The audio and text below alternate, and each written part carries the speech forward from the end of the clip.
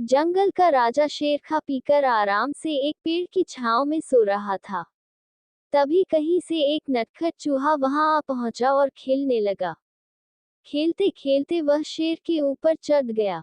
कभी वह शेर की पीठ पर दौड़ता, तो कभी सिर पर चढ़ जाता। कभी वह उसके कान पर झूलता, तो कभी पूंछ से खेलता। उसे बड़ा मजा आ रहा है और उसकी उछल कूद बढ़ती जा रही थी। नटखट चूहे की धमाचौकड़ी से शेर की नींद टूट गई। आंख खोलकर उसने देखा कि एक छोटा सा चूहा उसके ऊपर खेल रहा है। उसे बहुत गुस्सा आया और उसने चूहे को अपने पंजे में दबोच लिया। शेर के पंजे में आते ही चूहे डर गया और थर-थर कांपने लगा। शेर बोला, बदमाश चूहे, तेरी इतनी हिम्मत कि तू जंगल के राजा शेर की नींद में खलल डाले। अब तेरी खैर नहीं, मरने के लिए तैयार हो जा। अब मैं तुझे मारकर खा जाऊंगा। मौत सामने देख चूहा गिड़गिड़ाने लगा, वनराज, मुझे क्षमा कर दें। मुझसे बहुत बड़ी भूल हो गई।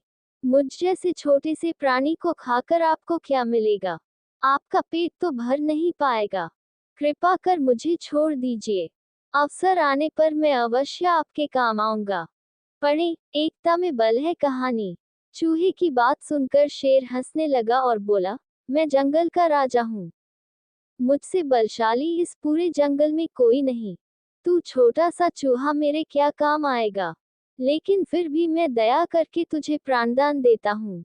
मेरी नजरों से दूर हो जा और आइंदा कभी मेरी नींद में खलल मत डालना। चूहा धन्यवाद कहकर वहां से चला गया। कुछ दिन बीते। एक दिन शेर जंगल में शिकार के लिए घूम रहा था कि वह शिकारी द्वारा बिछाए जाल में फंस गया।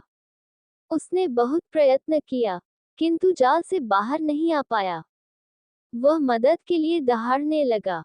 शेर की दहाड़ वहां से गुजर रहे एक चूहे के कानों में पड़ी।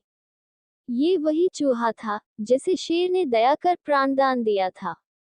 चूहे दहाड़ की दिशा में गया, तो शेर को जाल में फंसा हुआ पाया। उसने फौरन अपने नुकीले दांतों से जाल काट दिया। शेर आजाद हो गया। उसने चूहे को धन्यवाद दिया, तो चूहा बोला, वनराज, आप शायद मुझे भूल गए हैं। मैं वही चूहा हूँ जिसे अपने प्राणदान दिया था। मैंने आपको कहा था कि किसी दिन मैं अवश्य आपके काम आऊंगा। देखिए, आज मैं आपके काम आ ही गया।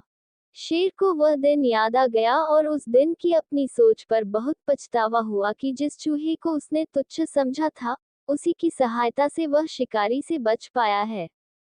सीख, शेर और चूहा की कहानी की सीख। बाहरी स्वरूप देखकर किसी की योग्यता का आंकलन नहीं करना चाहिए। उपकार कभी व्यर्थ नहीं जाता। किसी न किसी रूप में उसका फल अवश्य प्राप्त होता है।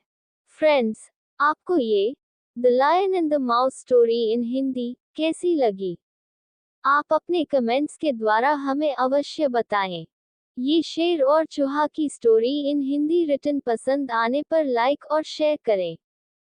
ऐसी ही और famous ESOPs fables and story for kids in Hindi पढ़ने के लिए हमें सब्सक्राइब कर लें। थैंक्स।